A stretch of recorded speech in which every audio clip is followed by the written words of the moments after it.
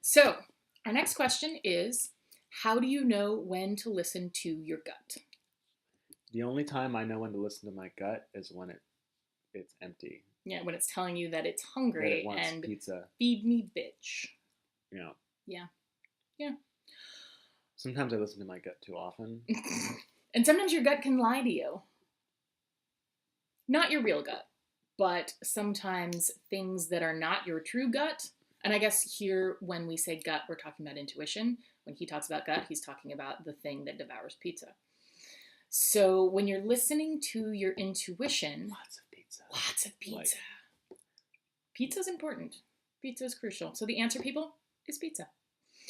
When you're like listening, when I look at peace signs, I don't he, think he about doesn't peace. piece. He thinks I pizza. think pizza. He Like I thinks think about adding an well A. because look, I think and And I it think also looks like a pepperoni. why It's a would you nice shape like I for picked the pepperoni. large piece of it, right? Oh, It's three pieces, I right? see. And I'm like that Yeah. like it's a good it's like a it makes me think of food. Doesn't everything make you think of food? Well, like the anarchy sign doesn't, because that's lots of small pieces, and that really is just I wouldn't,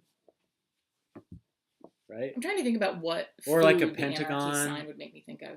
Well, you wouldn't cut up a pizza in an anarchy sign. You wouldn't cut it up in a. I'm sure somebody has. We should check the internet. How about a Star of David pizza? Could you? Is that equal? Do you think? I don't think so. I think we've gotten like wildly off topic here. Yes, yes, we have, because it's not my topic. Right, because he doesn't know what to say, This is and so called he's I'm deflecting. Amber. yes, he's deflecting. I'm He's deflecting. So it's my responsibility to guide the conversation, and I'm not always good at that. I would because like I to think, say ooh, pizza. Let's talk about that. For the record, if any of you are wondering who Amber is, she is a fabulous, intuitive human being, Oh, thank you.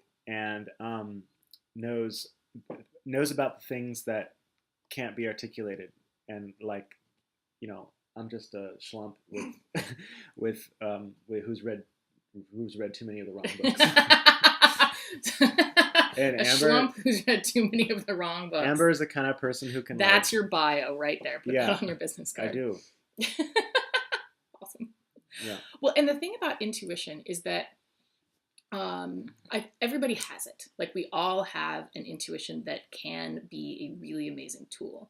A lot of people don't know how to access it. I didn't know how to access it. Like those lovely things he just said are solely due to a lot of work, actually, because I think it's like a muscle. It's like anything else. You're not going to run out and run 26 miles without developing those muscles first. So or you might. So I have friends who have, but practice it? they really hate do it. Do you like practice? Oh yeah. Oh, How do you practice your intuition? Well, there are a lot of different ways to do it.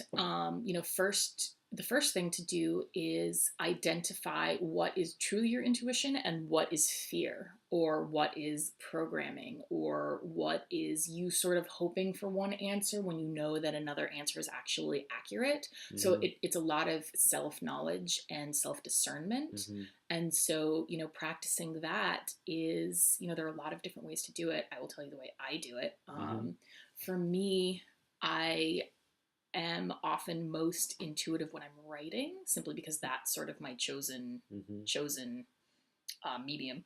And so, if I sit down and sort of remove my head and my own thinking process, from the process of writing, then what comes out starts to sound smarter than I am, honestly. And it starts to sound like it's, it knows what it's doing. Mm-hmm. But this also was a number of years. One of the ways that I learned how to deal with my life was just like, okay, I have a question, so I will write the question down and I'll just start writing about the question and see what comes up. And often, in the beginning, what would come up was a lot of anger and a lot of fear and a lot of emotion that you kind of have to process through. But once you've processed through all of the emotion that's working on the top, that's when you can start to get to the intuition that's underneath. And the intuition is often a lot quieter than the fear is. Like the fear likes to shout at you.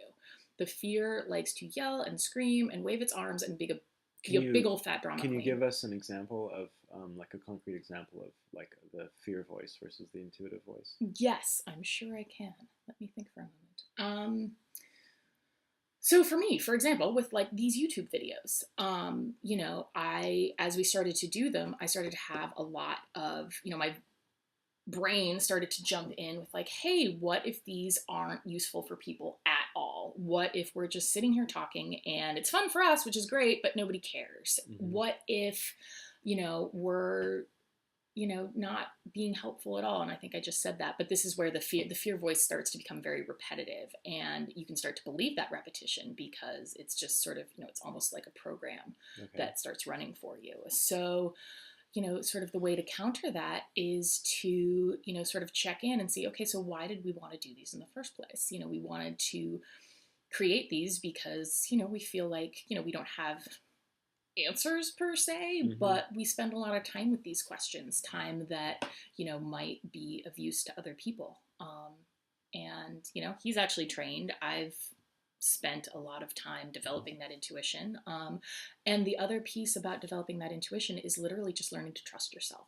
That's the key point. Well, how do you know, like whether you're trusting yourself or you're trusting fear? Again, that's just a matter of self-discernment and a matter of, and that's not really a very good answer, because what does that mean? I think that means, kind of being aware that when fear is talking, it won't feel good. Like, it literally won't feel good. Like, it won't feel peaceful. It won't feel grounded. It will feel like you need to be something different than you are. It will feel like you need to be something quote unquote better than you are. And, your intuition and the truth, essentially, it will, even if you don't necessarily like that truth, Mm-hmm. when you think about it, you will feel peaceful. Well, here's another thing. Like, fear is one thing that I also am finding the voices that people get are like, craving voices. Like, I want this or I want that. Pizza. Like, when I'm sitting down eating pizza, I instantly know what I want, more of it. Right.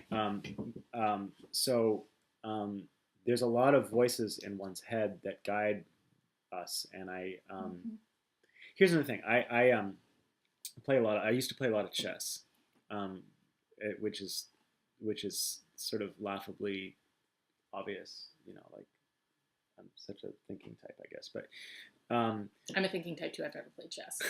Maybe you should. But chess players on the highest levels talk about intuition, which is interesting. And because I've heard them talk about it, because I know these people and they're nuts. But they talk about the thinking aspect where you're calculating the moves and you're looking at assessing the position, and they even talk about like their sensation function, like how a move sort of feels when they stick it in the square and twist the piece. You see them sometimes, like they'll put a piece down, they'll kind of twist it into the square, like see how it feels, like they're screwing it into the board. It's weird. And they kind of, that's like they're feeling out the board, and then they talk about like these moments where they're looking at the board and they're calculating everything, they're using all of their powers to figure out the next move, and suddenly they just go bishop to g4, which is a chess talk, but they'll just know it. And this guy was giving a lecture on this revelation, how he was like, he spent 20 minutes going on about what the possible things were, and all of a sudden he just said bishop to g4, and the whole audience clapped, because everybody related to to that moment where you just, out of the air, you just, that's the move. I don't know why. That's it. Is that there. It? That's it. Yeah, I never have that. I don't ever have that. I don't have that. I actually have, there is sort of an exercise that I do, even, like yesterday I was trying to make a decision, and this is something that actually helps. For me, when you have a daydream and you start seeing images in your mind, you can use those those daydreams are often ways that your intuition tries to speak to you. And so, one of the things that I do quite literally, and this is very simple, but if I'm trying to decide something like, okay, do I take this class or do I not take this class? And I could sit there and I could make pros and cons lists, but then at the end of the list, I still don't know what I'm doing. I just have, killed another tree. So what I'll do is I'll just sort of close my eyes and see what appears on the back of my eyelids, and sometimes what it is it's literally just like, yes. And it'll show up in neon. It'll show up, like I'll have little creatures show up and build me a little wooden yes sign, or, or it'll be like, no, run. And the way to practice that is just to try it with sort of simple decisions, very simple ones. Like for, when I used it yesterday, it was just like, okay, do I take this online course or do I not? Like, do I want to It's spend money? interesting that we talk Don't I? about practice a lot in our videos, don't we? Well, yeah, because Practicing that's this, practicing that. that's the only way to learn this stuff. You have to practice it and you have to see what works for you. And, you just sort of, you almost have to test it out. Like do a scientific study of your own intuition and, just make small decisions instead of going to, whatever your usual decision making process is.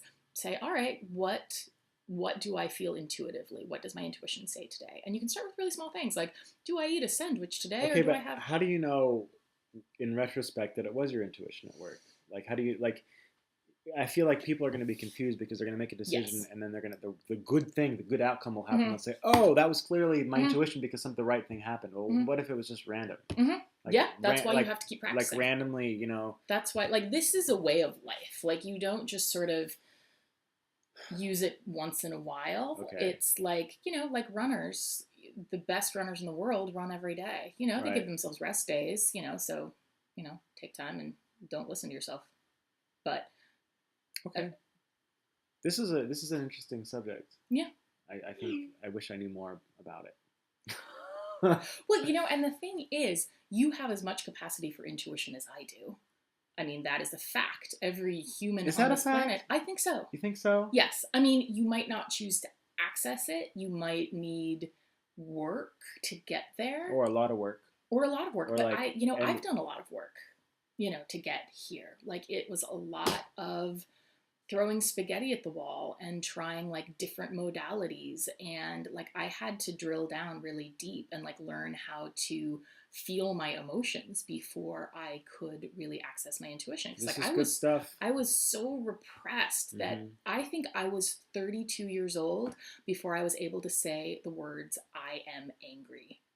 For real. I would be angry. I would be deeply, deeply angry, but I wouldn't really know I wouldn't understand the emotion. I wouldn't be able to label it because I'd just be like vibrating with my anger and throwing things. I've destroyed a number of cell phones in my day. So I had to learn how to kind of get down to my core, really, and lift off the layers. I feel like I talk about layer lifting a lot, and that's not terribly evocative, but no, it is. I guess it's evocative, like, but it's maybe not useful. Those Russian dolls that exactly, layers. Exactly. Onions, layer cakes, all sorts of stuff. Exactly, because like you're sort of the big Russian doll because you've got all this stuff that you're dealing with, and you try some things, and you can try anything. Like some people meditate, some people run, some people write, some people read things, some people anything that makes you happy will probably lead you to the next layer. Okay, got it. Cool. All right. Yeah. Do you think that wraps it up? I think so. Should I end on a pizza joke? Do you have a pizza joke? I don't. Like handy at your fingertips? No. Then no, let's not end on a pizza joke. No pizza joke. No pizza joke. Sorry, you will now have to live without his pizza joke. Okay.